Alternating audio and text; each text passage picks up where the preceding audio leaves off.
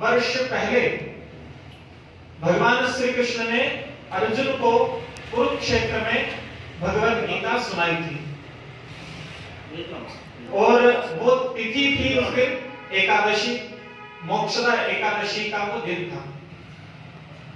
तो उसी श्रृंखला में आज 5000 वर्षों के बाद यह मोक्षदा एकादशी का अवसर पुनः आया है और हम और आप मिलकर के भगवत कृपा से भगवत गीता के विषय में कुछ चिंतन करने के लिए बैठे हैं। शास्त्र का चिंतन करने का अवसर बहुत मुश्किल से मिलता है। ये मनुष्य शरीर भी बहुत दुर्लभ है और शास्त्रों में कहा गया है दुर्लभम मानुषम जन्म देहिनाम क्षणभंगुरम। ये मनुष्य जन्म बहुत दुर्लभ है, लेकिन बहुत कठिनता से मिल जाने के बाद भी ये क्षणभंगुर है। कब ये नष्ट हो जाएगा कुछ कह नहीं सकते। एक तो बहुत कठिनता से हमें मिला और इतना नाजुक है कि कब नष्ट हो जाए कुछ बता नहीं सकते। तत्रापि दुर्लभम मन्ये वैकुंठ प्रिय दर्शनम।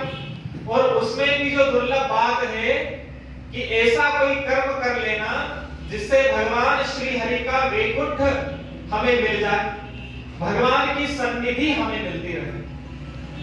तो आज निश्चित रूप से भगवान श्री कृष्ण की कृपा हमारे ऊपर हुई है और इस गीता जयंती के अवसर पर हम भगवत गीता के विषय में चिंतन करने के लिए बैठे हैं।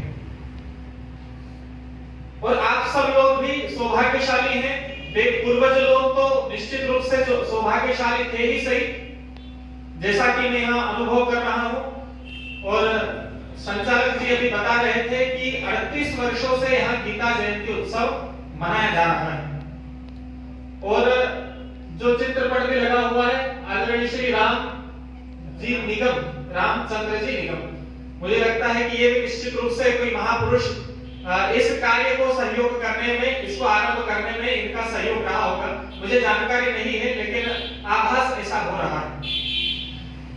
और बहुत दुर्लभ बात है कि इतने वर्षों से ये कार्य चल रहा है और आज भी आधुनिक जमाने में जहां लोगों को बिल्कुल फुर्सत नहीं मिलती किसी भी काम को करने में, ऐसी स्थिति में भी आप सब लोग यहाँ हैं। तो निश्चित रूप से हम सब लोग सौभाग्यशाली हैं, धन्यवाद के पात्र हैं। सभी को, आप सभी पुण्यात्माओं को मैं नमन करता हूं। और हमारे इस कार्यक्रम में आप सब जो जुड़े हैं, जितने निमित्त मात्र हैं, मुझे बुलाने वाले भी और इस कार्यक्रम के जो आयोजक लोग हैं उनको भी आज गीता जयंती महोत्सव की शुभकामनाएं। और एक नाम में विशेष रूप से मुझे याद आ रहा है, जो व्यक्ति पूरे सूत्रधार बने, हमारे संत हैं, मेरे अभिन्न मित्र हैं, मेरे भाई हैं, गुरु भाई हैं, श्रद्धेय ऋषिराज जी महाराज, जिनको शायद आप सब लोग जानते हो। 4 धाम मंदिर उज्जैन में हमारे साथ, क्योंकि मेरा गुरु स्थान भी वही और वो हमारे गुरु भाई हैं, तो हम वहां रहते हैं। और अन्य कार्यक्रम, क्योंकि समाज के लिए बहुत सारे कार्य करने होते हैं, तो अलग अलग जगह हमको प्रवास पर जाना होता है।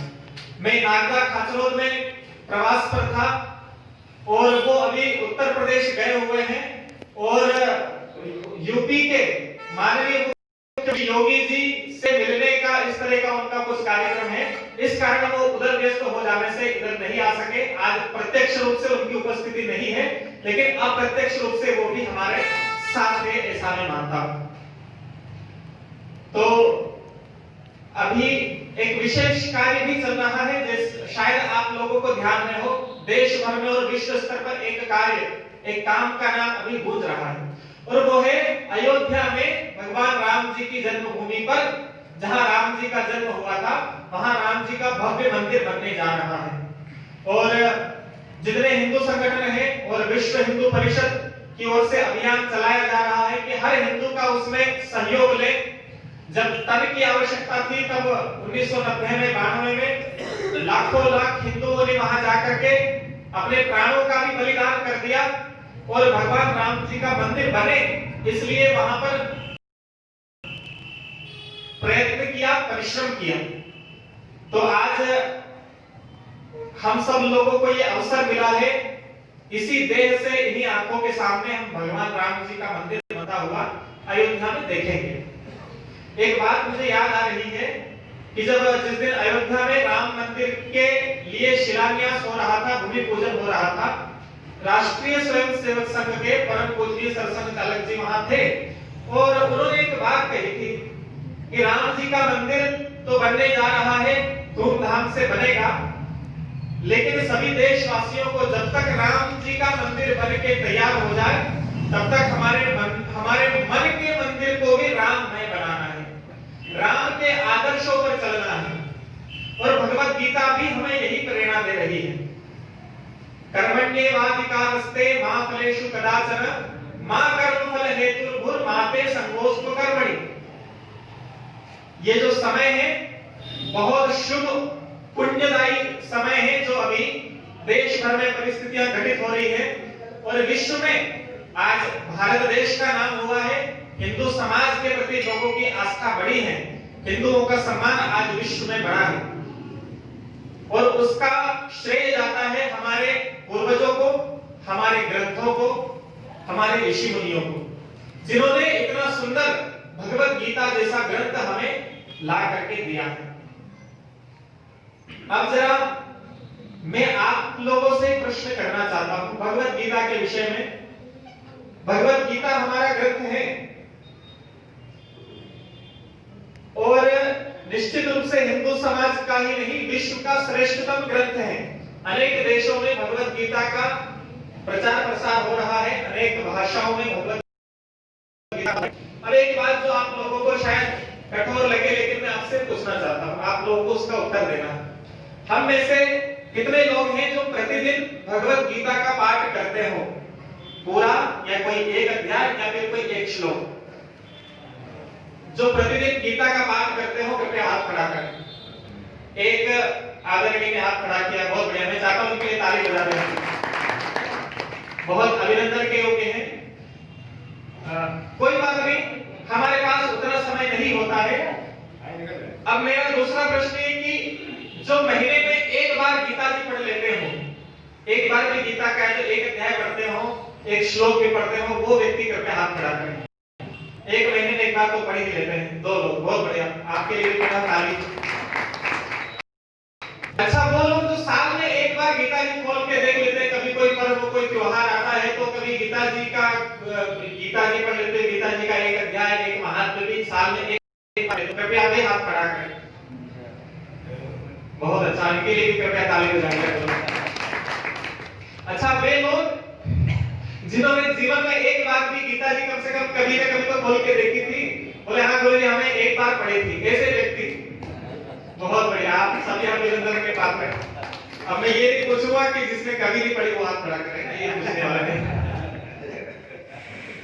देखिए, आज हमारे देश का हर एक व्यक्ति, नौजवान, उसके मन में इतनी ललक रहती है, वो चाहता है कि हम विदेश जाएं और विदेश से हम सीख करके आए। मैं कहता हूं कि आप क्यों विदेश पढ़ने के लिए जाना चाहते हो, क्या सीखना चाहते हो वहां से? क्योंकि वास्तविक ज्ञान जो है वो अपने देश में है। जब दुनिया के लोगों को बोलना तक नहीं आता था, जब दुनिया के लोग खाना तक नहीं जानते थे, अपने चेहरे से जब लोग मक्खियां तक नहीं उड़ा सकते थे, उस समय भारत इतना ज्ञानवान था कि वेदों का उद्घोष भारत में होता था। दुनिया का सबसे पहला विश्वविद्यालय भारत में था, विश्व की श्रेष्ठतम भाषा संस्कृत हमारे देश में थी, विश्व के श्रेष्ठतम आचार्य चाणक्य जैसे लोग हमारे देश में रहा करते थे। और लोग कहते थे उस समय कि चलो भारत में चलते हैं। क्यों चलना है भारत में? बोले एतद् देश प्रसूतस्य सकाशात् जन्मना स्वं स्वं चरित्रम शिक्षेरन् पृथिव्यां सर्वमानवाः। भारत में हम चल करके चरित्र की शिक्षा लेंगे, हम वहां वेदों की शिक्षा लेंगे, ज्ञान सीखेंगे, आचरण सीखेंगे, व्यवहार कैसे करना ये सीखेंगे। क्योंकि उठना बैठना कैसे है, क्या खाना है, योग करना है, कितना खाना है, सारी चीजें हमारे यहाँ सिखाई जाती थी। और आज भी विश्व के दुनिया के लोगों को बैठना नहीं आता है। अब आप कहोगे बैठना तो आता होगा, लेकिन आप प्रैक्टिकल करके देखना। जैसे आज अपन यहाँ बैठे हैं, पलती लगा करके सुखासन में बैठे हैं, विदेशों में लोग आज भी ऐसे जमीन पर नहीं बैठ सकते। बिना कुर्सी के उनके लिए बैठना बहुत कठिन होता है। लोग आज भी खाना नहीं जानते हैं। हम लोग ऐसे हाथ से खाते हैं, वो लोग बिना चम्मच के खा नहीं सकते आज भी। तो आज जब इतने अज्ञानी हैं, उस समय लोग भारत में सीखने के लिए आते थे। और हम आज जब भारत का व्यक्ति विदेश में जाता है, अमेरिका इंग्लैंड में जाता है, तो लोग पूछते हैं कि साहब आप भारत से आए हो, you are come from India? तो भारत का व्यक्ति बोलता है yes I am come from India, हाँ मैं भारत से आया हूं। तो वो विदेशी व्यक्ति कहते हैं भैया आप भारत में रहते हो, हमने तो सुना है कि वहां बहुत लोग योग करते हैं, गीता रामायण पढ़ते हैं, संस्कृत जैसी भाषा सिखाते हैं, तो भैया हमें भी कुछ सिखा दो, हमको भी थोड़ा रामायण का एक दो चौपाई सिखा दो, गीता के श्लोक सिखा दो, हमको भैया योग सिखा दो, योगासन करना सिखा दो, थोड़े से गीता के श्लोक ही सिखा दो। तो पता है भारत का व्यक्ति क्या बोलता है? वो भारत का व्यक्ति बोलता है मैंने तो गीता जी नहीं पढ़ी, मार तो गीता जी नहीं आया, तुम्हारे कैसे सीखूं? ये स्थिति जब होती है तो मन को कष्ट होता है, दुख होता है। हम सब लोग चाहते हैं कि हम अच्छा कार्य करें, लेकिन स्थिति दुर्योधन जैसी हो गई। दुर्योधन से लोग पूछते थे कि क्यों रे दुर्योधन, तू इतना पागल होकर के घूमता है, इतना बुरे बुरे काम करता, तुझे पता नहीं क्या कि अच्छा काम करना चाहिए, धर्म क्या है, क्या तुझे मालूम नहीं? दुर्योधन कहता था जानामि धर्मम, मैं धर्म को जानता हूं, न च मे प्रवृत्ति, पर मेरी प्रवृत्ति नहीं होती, मैं धर्म को अपना नहीं सकता। तो भैया तू अधर्म तो जानता है, क्या गलत है वो तो तुझे नहीं करना चाहिए, तुझे गलत काम का नहीं पता?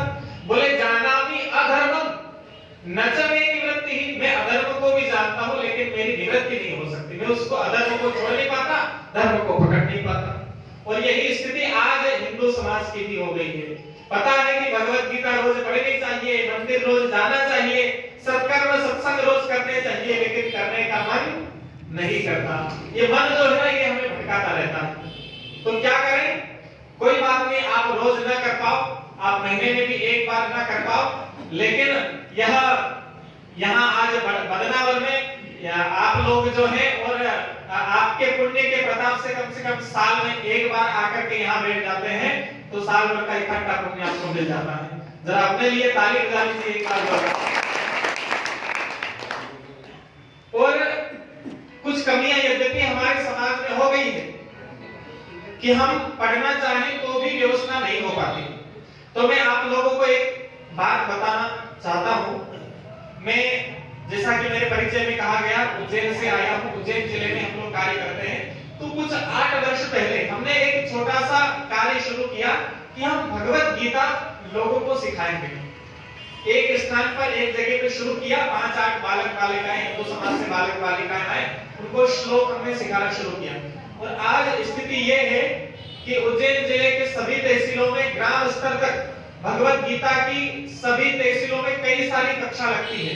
उसमें 1 घंटे प्रतिदिन हिंदू समाज से बालक बालिकाएं युवक युवती आते हैं और गीता के 2 नए श्लोक याद करना और संस्कृत भाषा को बोलना सीखना, ये वो लोग सीख रहे हैं। और आज 300-400 लोग भगवत गीता को कंठस्थ कर चुके हैं, छोटे छोटे बच्चे। और उसका उदाहरण मैं आपको प्रत्यक्ष यदि दूं तो 3 बालिकाएं हमारे साथ में आई है, इनको गीता के पूरे 18 अध्याय कंठस्थ है।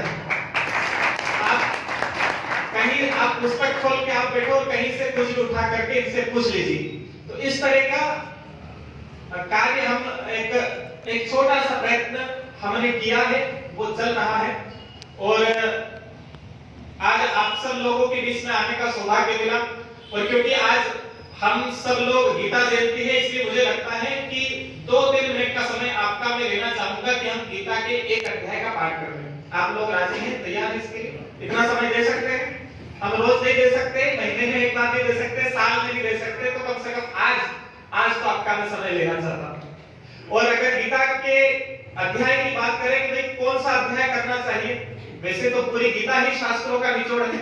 आदरणीय पुजारी जी बैठे हैं तो इनका तो रोज का काम इन्हें पता है, हम सब लोग में से कई सारे लोग पढ़ते हैं, उनको भी पता है कि गीता शास्त्रों का निचोड़ है। लेकिन अगर उसमें भी हम ये कहें कि इसमें जो खास चीज है वो हमें बता दो, तो मैं आपको वो गोपनीय चीज बताता हूं कि एक मनुष्य का आदर्श चरित्र, आदर्श होता है भगवान श्री कृष्ण का एक भक्त कैसा होना चाहिए, ये अगर देखना है तो भगवत गीता का 12वां अध्याय जिसमें भगवान अपने भक्त के लक्षणों का वर्णन कर रहे हैं, वो 12वां अध्याय हमें कम से कम रोज पढ़ना चाहिए और उसे जीवन में उतारना चाहिए।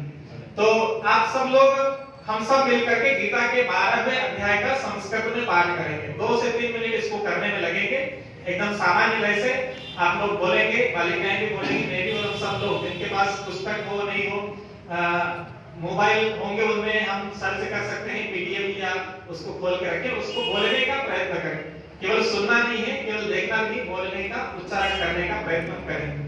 तो ये माइक यहाँ बहनों के सामने लगा देंगे, मोबाइल वो दूसरी बहनों को पकड़ा दो, वो करते रहेंगे और हम सब लोग मिलकर के चलिए भगवत गीता के 12वें अध्याय का पाठ करेंगे। प्लीज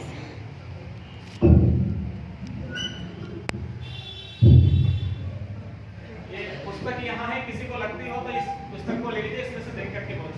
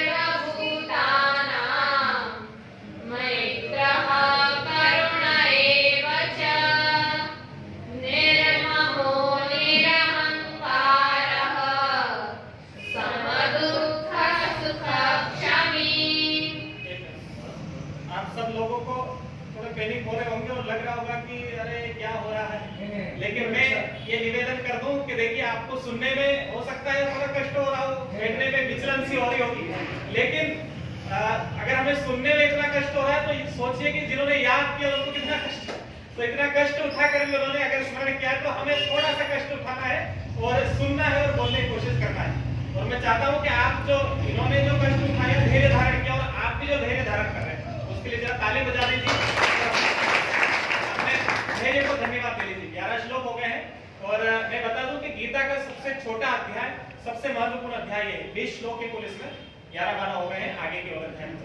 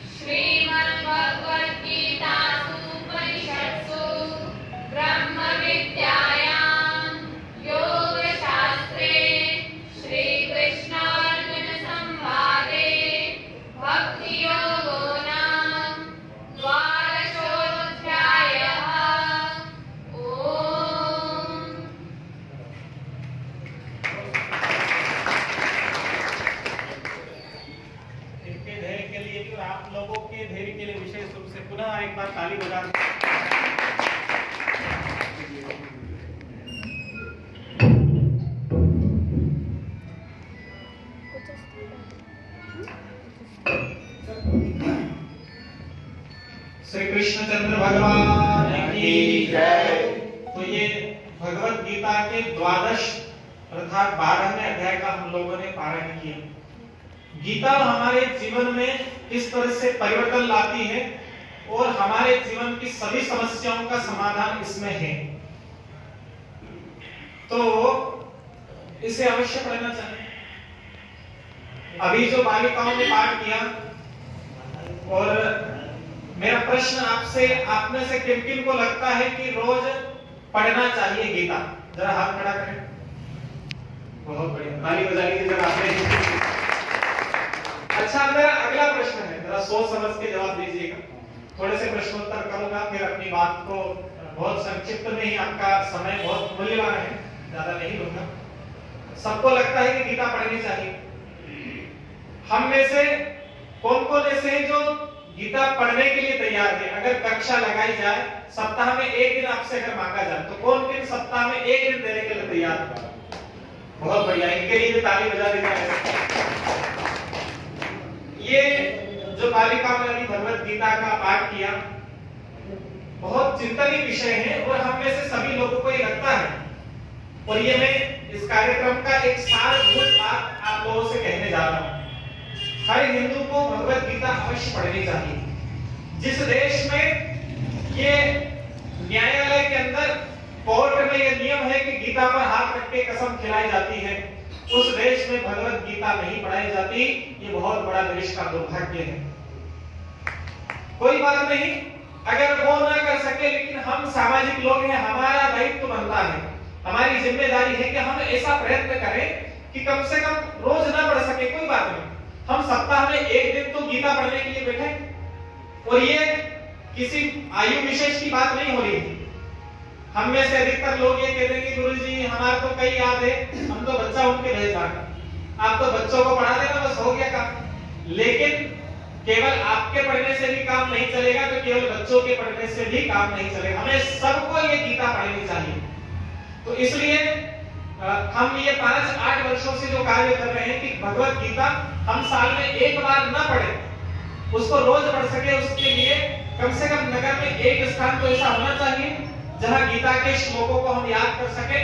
और जब रोज याद करेंगे गीता को, अगर याद होगी तो वो जीवन में भी उतरेगी, और अगर याद ही नहीं हुई तो क्या उतारेंगे जीवन में? हम जीवन में क्या उतारना चाहते हैं? गीता। लेकिन बच्चों को क्या याद करा रहे हैं? Twinkle twinkle little star. क्या कोई याद है? तो मैं विराम में स्वागत करना ही हूँ, ठीक है, 2 मिनट का विराम आप लोग। बोलिए रामचंद्र भगवान